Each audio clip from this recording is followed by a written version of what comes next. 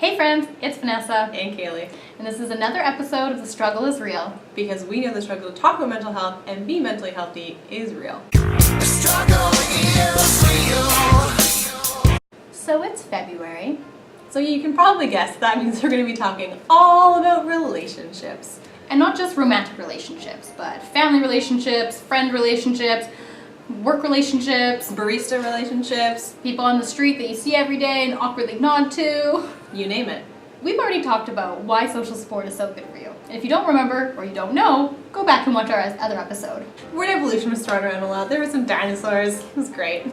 Since we did such a great job of convincing you that relationships were basically essential for life, we figured we should probably also talk about how to make sure that you're in healthy relationships. Because not all relationships are healthy relationships. They're not all good for you.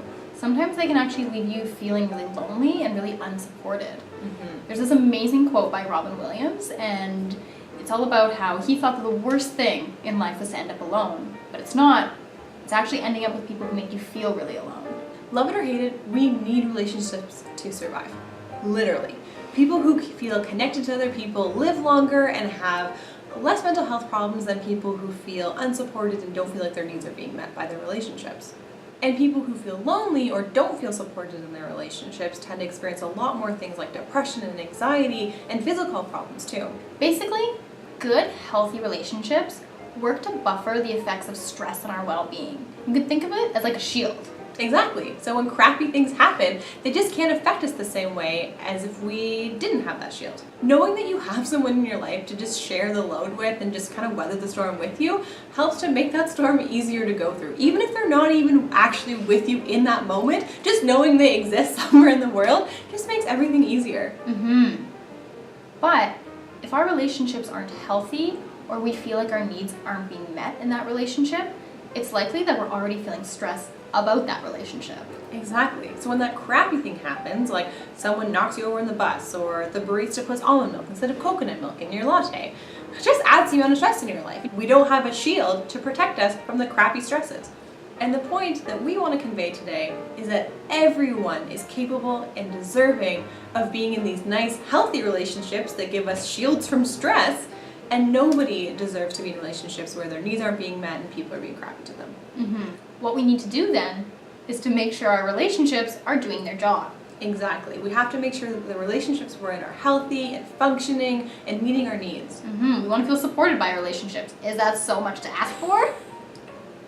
There are 3 key universal things that all people need in all relationships. I don't care if you're talking about a partner, a loved one, a family member, a friend, doesn't matter. These are things that everyone needs in all relationships. The first universal thing that everyone needs is a word that you have heard a bajillion times before. Respect. What does respect mean? It means that your feelings, your wishes, your opinions are valid and important. It also means that the feelings and opinions of other people are also valid and important, and not more important or less important than yours. This can be especially difficult when you don't agree with certain opinions or feelings that people have, but you can disagree with the things they're saying or how they're feeling without disrespecting them as a person, without putting them down or making them feel crappy. Because when we disagree with somebody, we tend to get really angry, and then we think that anger gives us the right to be mean to them or put them down, instead of just disagreeing with their ideas, but still respecting them as a person. So if you feel like the person that you're in a relationship with kind of invalidates you as a person, makes you feel like your feelings and opinions and wishes are worthless or worth less than theirs, that's a big red flag that you're in an unhealthy relationship. And the flip is also true. If your partner or friend or family member feels that you're kind of constantly or consistently putting them down or making them feel like they're worth less than you are, or just like aren't as important as you are, that's also a red flag that you're not being a very supportive person. The second thing that's universal to all healthy relationships is compromise. We need to remember that it is completely okay and actually really healthy to have different opinions and to disagree sometimes in a relationship. You are a unique, beautiful snowflake. You have your own opinions and desires and wishes and just perspective on the world. You're not always going to agree with people that you're in a relationship with. And each person has a different perspective based on the relationships they've been in the past, based on the relationships they saw when they were growing up. And so what seems normal and expected in your view, might be totally different or slightly different from somebody else, and we need to respect that. Another thing, which is kind of messed up, is that we're socialized to believe that there should never be conflict in a relationship. You should never disagree, and if you express negative emotions, that means something bad about your relationship. You should just always get along. That's completely unrealistic. Yeah, and messed up. Like, thanks, Hollywood. What's important is that we develop relationships in which we can feel free to voice our opinions even if they might conflict with someone else's opinions. We can have conflict in a relationship and be able to resolve that conflict in a respectful way in which both people's needs and wants are, at least to some extent being met. We can find a middle ground. And in relationships, this can be tricky because there's lots of things we need to compromise on. How much information to share with somebody, how often you see that person, the way that you're going to communicate with that person. There's lots of things that require compromise. And the only way we're going to get to those solutions is if we bring up things that aren't meeting our needs. Again, if you find yourself in a relationship where it seems like your opinions or preferences just don't matter, and it's always somebody else's way or the highway, or on the other side, if it's always your way or the highway, where you don't really take into account other people's preferences and it's just you always get your way, that might be a sign that you're in a relationship that's not so healthy or supportive. All right. The last super important universal thing that everyone needs in every relationship they're in is to feel that their needs are supported and to be able to support the other person in the relationship's needs. This is what makes relationships very, very, very tricky, is that people have different needs, and a lot of the time, most people don't know what the other person needs. Exactly. This is because we place different amounts of value on different forms of communication and different forms of support. And what we need to do is figure out not only what kinds of support and communication are important to us, but also what's important to the other people in our relationships. Because we respect them. Yeah, we do. There's just no one-size-fits-all when it comes to relationship. Everyone needs and wants different things, and until we're able to really hash that out and communicate what our needs are, they're never going to be met.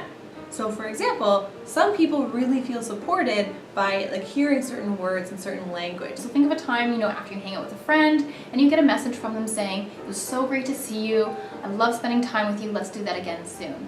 That might mean so much to you, but to another person, they're like, "Meh, whatever." Yeah, cool, that was fun. Yeah. Okay, bye.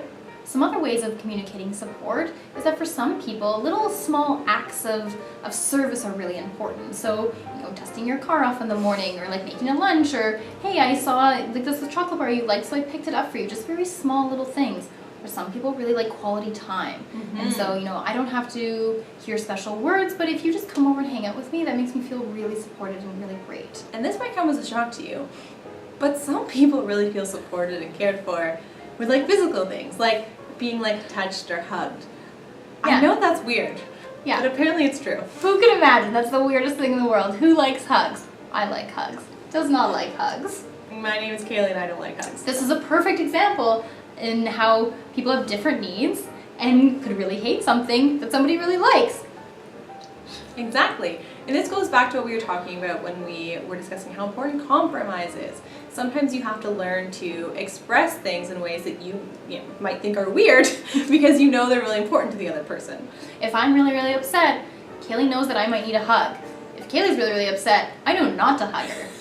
It's beautiful. It's beautiful. It's compromise. Okay. No, I don't like it. I loved it. I didn't. What's important is to understand the different variety of needs and ways people can be supported and figure out what makes up your support profile. What are the different kinds of things you need to relate in a relationship, and what are the things that other people need in a relationship, and then finding a way to talk about that. And remember, you do you. We talked about how just because other people do yoga doesn't mean that you should love yoga.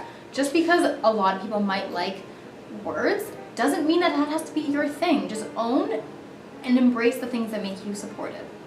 Because we are all unique and beautiful snowflakes and are supported in different ways, there are two really important things that you need to know. The first being is, how are you supported? What makes you feel good? What makes you feel cared about? Reflect and figure out what that is for you. And we know this can be really tricky because it's probably something that you've never really had to think about before. You either in relationships where you feel great and supported, or ones where you're like, I just don't really feel good about this. But you might not take the time to actually figure out what specific components are making you feel those ways. And we have a really helpful resource for you. If you go online, and type in love languages Into the Google. it gives you this really great quiz and it lets you know what your profile of support and needs are. Exactly. It will rank, I think, like 5 or 6 different kinds of needs and supports that you could need from a relationship. And it's going to rank them in terms of how important you seem to think they are. Once you have your fancy little profile and your little printout, what you need to do is share that with the people who are important to you. And it might be a bit like awkward or weird to do this because you're probably just gonna like knock on their door and say like, "Excuse me, sir, I have learned that this is the way I need to be supported." Maybe you could like send it in like a carrier pigeon or like hire one of the owls from Harry Potter. You gotta find a way to send this message. It is a really tricky conversation, so one of the things you'd be like, hey, I just learned this cool thing. There's different ways, like these different love languages, there are different ways of support. And so I took this fun quiz. Turns out I really, really like acts of service. Like, have you ever done anything like this? What about you?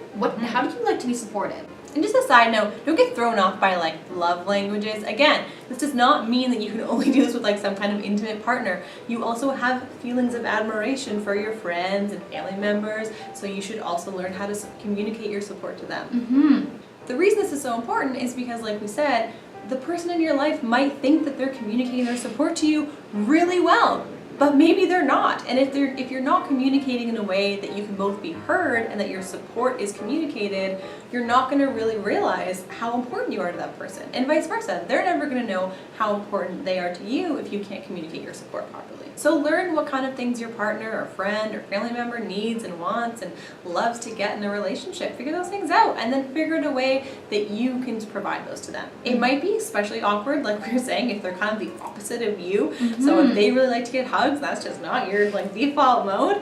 I feel ya.